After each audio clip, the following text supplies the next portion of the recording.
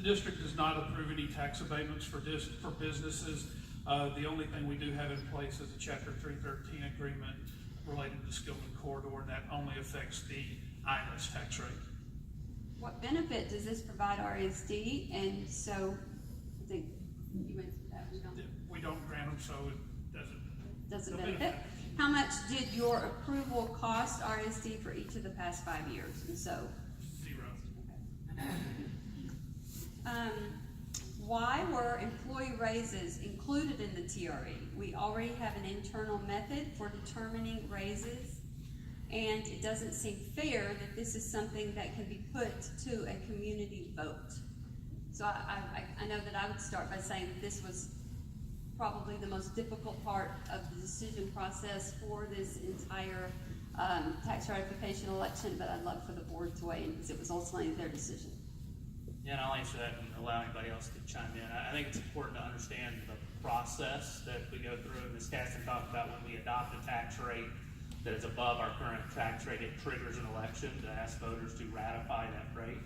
But that tax rate is the rate necessary to fund the budget that we adopted. So, the tax rate is, the $1.52 tax rate that we're asking for in total is the tax rate necessary to fund that budget. And so, there are a lot of things in that budget that rate is required to fund.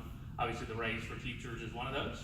If we wanted to provide a raise like we did last year, we would have to use reserve funds to fund that raise absent an increase in the rate. So I don't know if anybody else wants to address that or if that explains it. Okay. Ms. Hayes, you can come and take this stage here with us. There has been numerous reported cost overruns in the millions of dollars related to the construction of indoor practice facilities tied to the 2016 bond. Can you elaborate on how these costs were so grossly underestimated? Are there overruns here at Pierce High School? Currently, the 3 multi-purpose activity centers that are under construction are not over budget. They came in within the budget that we set for those. We did have a scope change for those. In the planning of the multi-purpose activity centers, our athletic department came to us and said, because our athletic programs are thriving and our programs are strong, there is not enough room and capacity in our existing high school athletic areas for our programs. And so they asked us to please consider asking our board to allow us to go ahead and build some additional locker room space on the multi-purpose activity center. It was originally planned that way when we started planning these in 2014, and then as the process went through, those were taken out. And so we came back to the board with our athletic department and asked them if they were willing to add the additional scope to our multi-purpose activity centers for a cost of $2 million for each multi-purpose activity center for the additional locker room space. And the board agreed to do that, and those funds were added to that project, so it is not over budget. What measures are being taken right now to ensure that the Texas legislature does their part to pass a school finance bill next session? Yes, sure. Yes. What measures are being taken right now to ensure that the Texas legislature does their part to pass a school finance bill next session? I would say from my position, I talk to legislators very regularly, and one of the things that concerns me the most is when our legislators do not list public education as their #1 priority. And so, or some of them don't even list it as a top priority at all. And so our voice and the strength of our voice being at the table and really stressing to them the importance of making it their top #1 priority. We constantly are visiting with them and stressing that. But I'd love for someone else to talk about our other parts that we do as a board.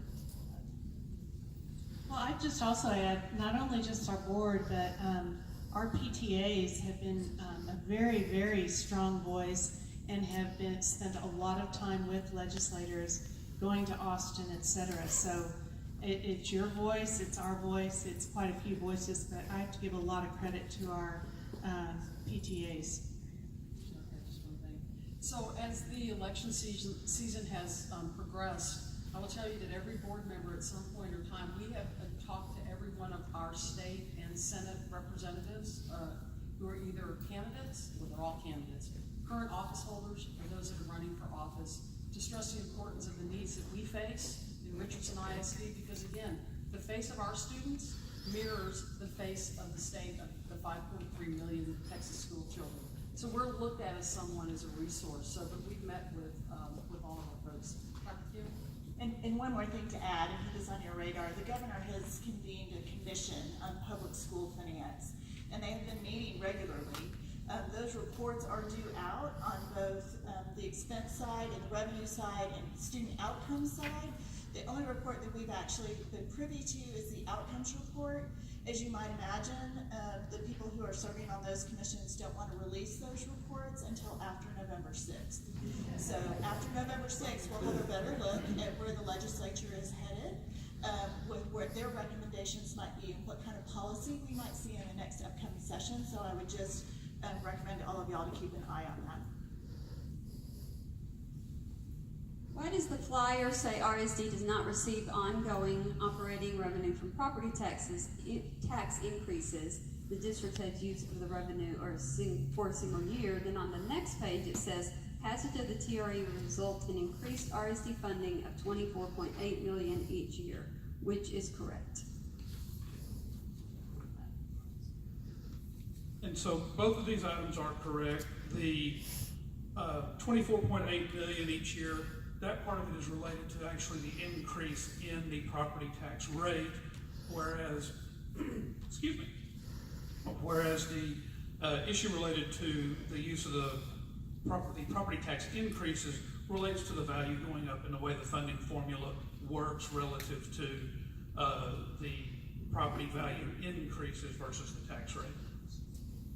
Yeah, the bottom line is it's a difference between increases in appraised value at a constant rate and the benefit we get from increasing the rate from $1.04 to $1.17, which is about 24.8 million. When the former CFO, Tony Harper Rhodes, stated that RSD overestimated property revenues, what did he mean by that? And what was the mistake? And how much was overestimated? So I'll answer that one, then I'll come back to this one in a minute. The issue was the value, the loss of property tax revenue for over 65 taxpayers. And Richardson ISD's loss of property tax revenue for over 65 taxpayers has been growing at an exponential rate. It's growing much faster than the rate of property tax value. So as property values go up and the tax rate goes up, we lose more revenue for the over 65 taxpayers because their property taxes are frozen. Excuse me. And we are also gaining over 65 taxpayers at a very fast rate. So we have a double whammy there in trying to predict that information. And I'll just add one comment to that because I think it's important to understand the situation in total. I mean, the revenue projection side of a school district is extremely complicated, from projecting student enrollment a year in advance and the weights of those students who we're going to get revenue from, how we're going to get revenue from state and federal components. So I think the comment was on one revenue line item out of a total revenue, and I can tell you in the 4.5 years that I've been on the board so far, we've met every budget that we've adopted.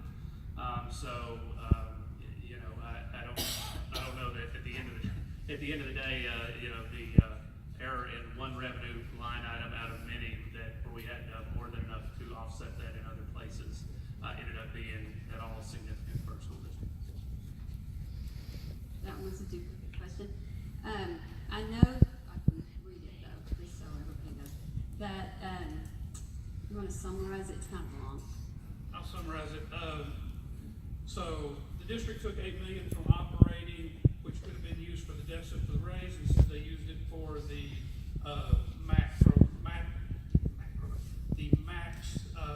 facilities, and Ms. Hayes addressed that while ago. I know have you considered letting teachers carry?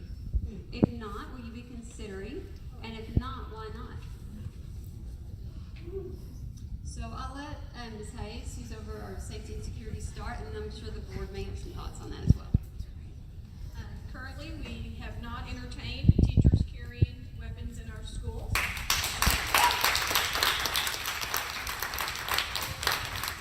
Yeah, we have not had a recommendation from the superintendent or her staff to consider that. So we have not considered that, and I can just speak for myself, but I'm thankful for the SROs that the trained security officers that we have in our building. Requisite training to deal with our security needs, and thankful for our relationship with Dallas Police Department, Richardson Police Department to provide that service to our schools.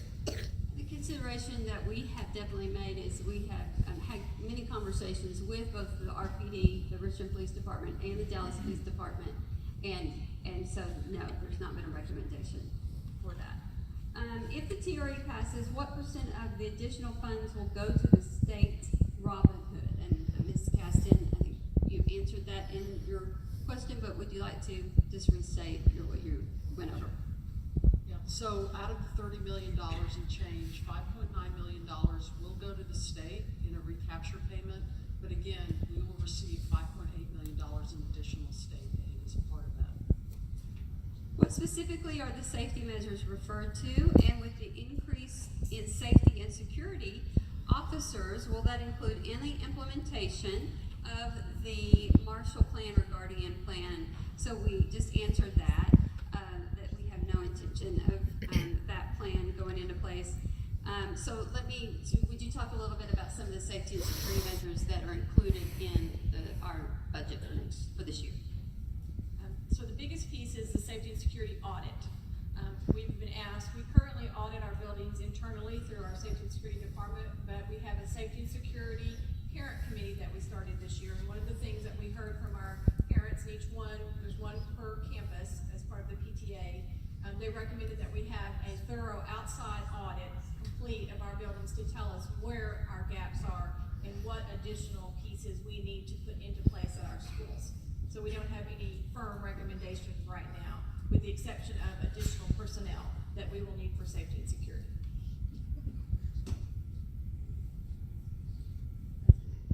The annual budget is about $70 million higher than the same year projected 5 years ago. Financially disadvantaged student count has dropped. So what happened to the forecast, and why should we trust the current forecasts? I'm going to talk about forecasts first, and I can talk about some of the changes in the budget. Okay, so when forecasting the budget, for instance, for 17-18 or even 18-19, we can't predict what the legislature is going to do. That is the difficult part. What are the mandates that they're going to put in place? What are the changes in the components of the funding formula or the funding formula as a whole? And so any forecast at this, 5 years out, you have 2 legislative sessions that have taken place during that time period. But I do think it's important to address that comparison, because I've had a lot of conversations with people comparing revenue moves from, say, 2011, 12, 13 to now, which is really an incomplete picture without taking into account what happened in the state from 2008, 2009, 2010. Ms. Caston talked about that in her presentation, when the state cut $5 billion out of public education in 2010. All school districts saw a steep decline. And then we received some additional money in the 2013 session from the state, which helped boost that number coming out of 2013. Again in 2015, so those increases that we got from the state in 13 and 15 were just helping to fill the hole back up that was cut in 2010. So when you start the comparison factor in 2011 or later, you completely discount the fact that the state chopped $5 billion out of public education. So that's you'll see a lot of those comparisons, but it's important to understand the full picture looking back before those cuts. So the next question is, part of Mike Collier's campaign platform advocates for tax reform, with corporations that would benefit schools by $5 billion, wouldn't that make the TRE unnecessary? I have not seen that exact platform, and since it has not passed the legislature, we can only work with what we know is happening right now. So this one is, and I know that it's 8 o'clock, and I think we started a little late so we'll keep going a little bit longer. Why raise taxes when they're already high? At RHS, most of our funds go towards football and not pressing problems. So, one of y'all want to take that, and you want me to start in terms of that is inaccurate, and most of our funds do not go toward football. They go toward paying salaries for our teachers that we need in the classroom. And 90% of our salary, our budget, is on the people that make our schools run. And so it's not about football, it's about kids in classrooms and hiring teachers and our employees to pay them. So anything else you all would like to say? Well, I think it's important to understand we have 2 less coaches on average than our comparison districts too. So if we were overspending in sports, that payroll piece from a coaching standpoint would be way out of whack too. So that's just it's just not an accurate statement. And I was just going to share, to me, this TRE election is really about those great teachers. When my kids were here at Pierce and just graduated in May, they had amazing teachers here. Coach D and Mr. Balin are 2 that come to mind immediately. And so when I look at property value, and my family will tell you I am not one to spend money frivolously. I lease a Jetta and I have a really old phone. Those are just 2 minor indications, but to me, $500 is not a lot to increase my taxes to keep teachers like Coach D and Mr. Balin. And there are many more like them in our junior high and elementary. So to me, it's a no-brainer. I understand that the funding formulas are complicated. I understand that this is a serious issue when we talk about raising people's property taxes. As you've heard, we take that very seriously, and that's why this is the first time we've been having this conversation with our community. But to me, $500 is a drop in the bucket to keep amazing teachers here in our ISD. And I just add, I think Ms. Caston's slide about how when property values go up, how the state aid goes down, sufficiently address that dynamic of that question as well. Is the ISD willing to commit to maintaining the homestead exemption if this ratification passes? Here's a good question. As Ms. Caston said, it's not even something we could even take up for 2 years. And I will tell you, I'd be shocked if the legislature didn't extend that prohibition. But I will never tie a future board 2+ years from now into a future decision. That would be irresponsible. So. When will state funding equal 0? How does decreased state funding equate to a net loss?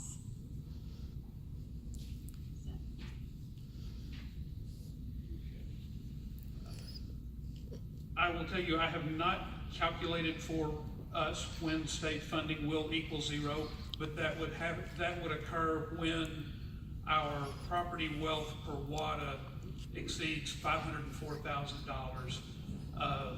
And then how does decreased state funding equate to a net loss? With decreases in state funding, that's where the district comes in and building the board, superintendent, giving me direction on what they want to see in the budget to address, so that we are not operating at a constant loss year over year. Right now, just switching back for a second to the first part on when state funding equals 0, we are at about $450,000, I believe, of wealth per WADA currently, and it's really a factor of how property values go up and then how student enrollment changes and the makeup of those students. That one's kind of long, and we'll get back to it.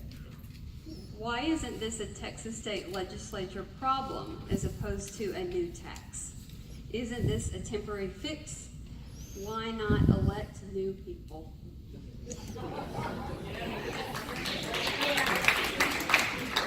What if we mean the board?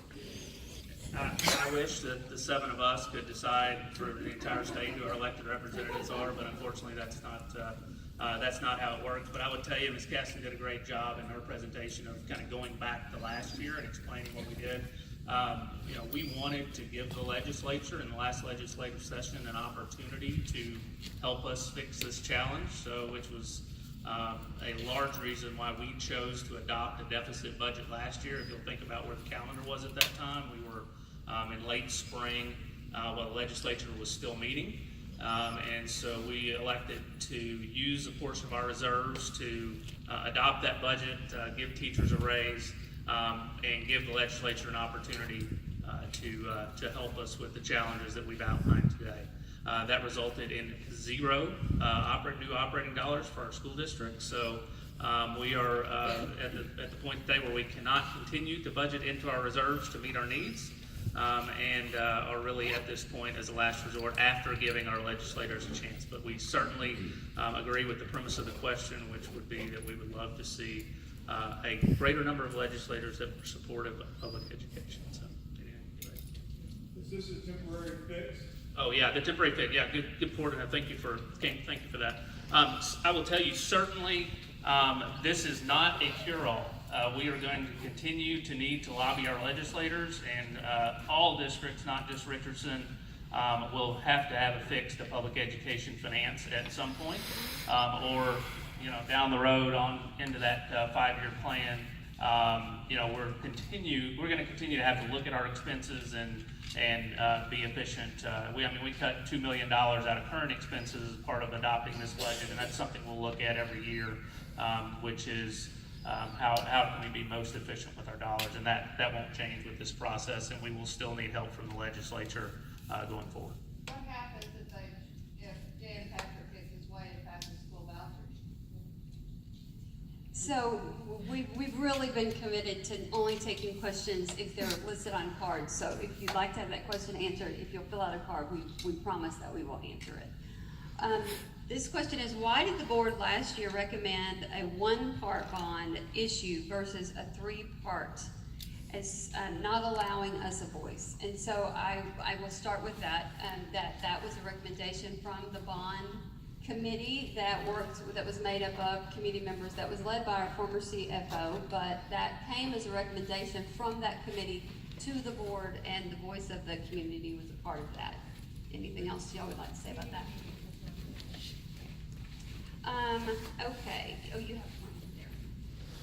So the question is, if Richardson ISD does not benefit from higher property taxes, explain how revenues budget increases every year, and why are you projecting lower revenue in the future even though revenues haven't decreased historically?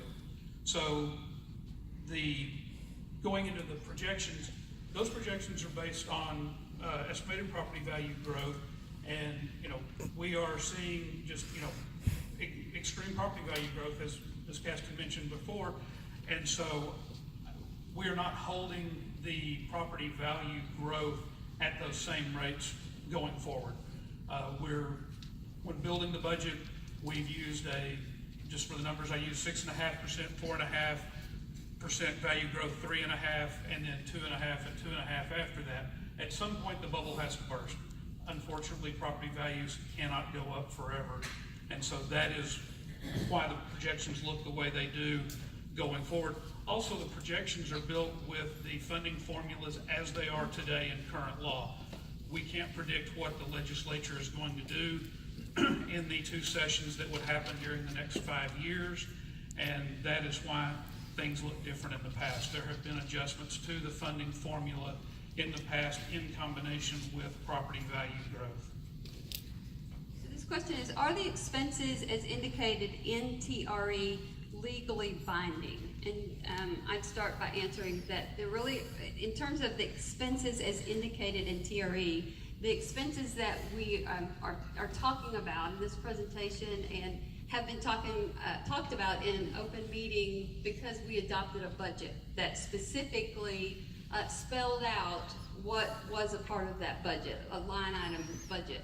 And so those are the expenses that are spelled out in terms of the TRE. Would you like to comment some more?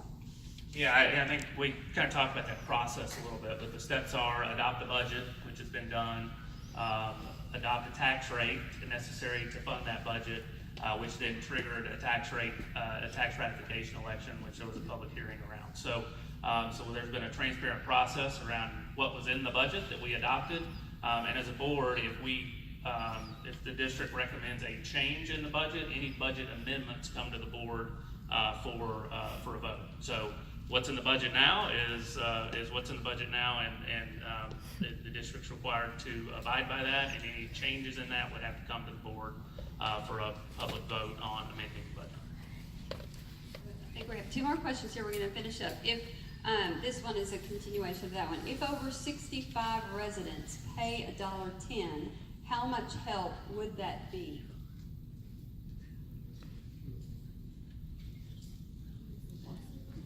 Yeah.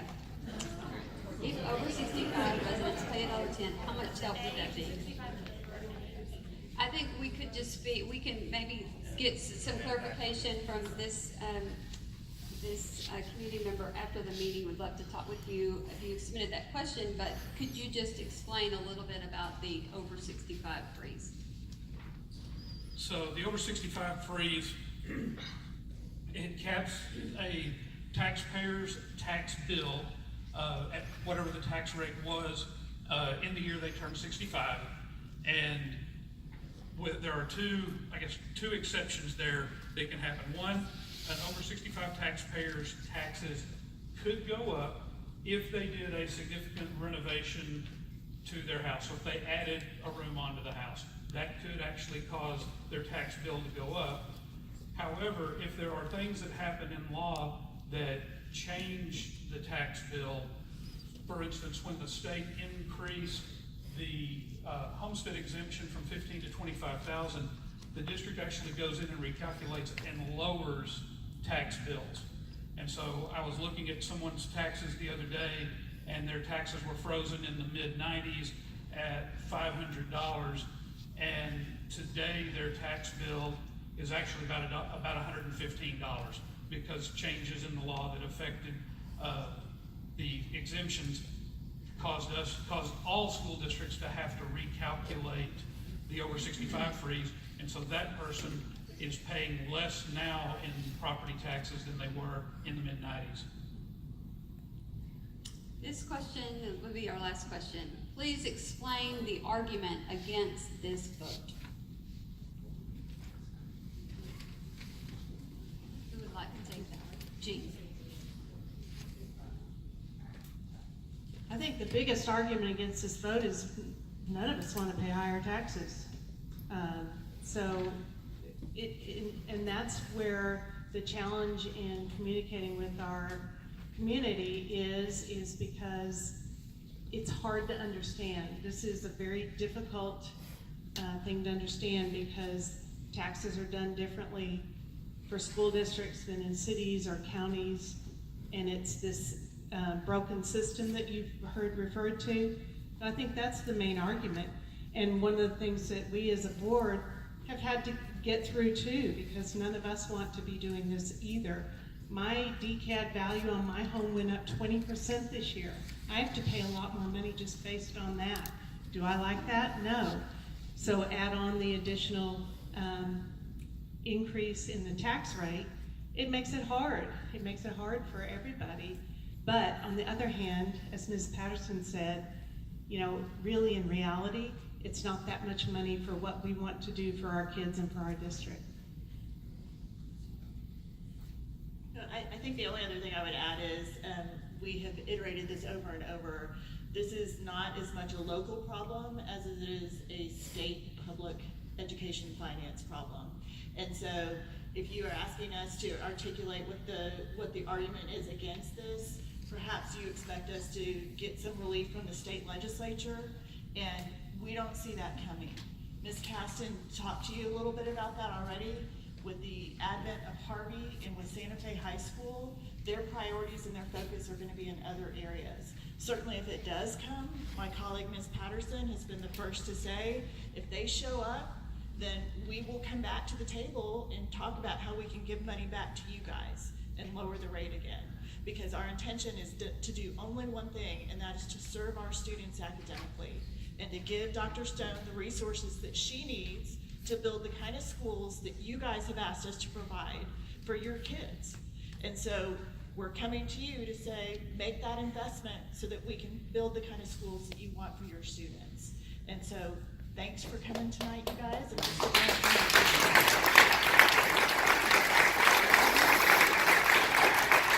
Tonight, and our staff and I know our board will stay here to answer any other specific questions that you may have. Feel free to fill out any cards if you didn't get an opportunity to do so, and do visit www.rsd.org/TRE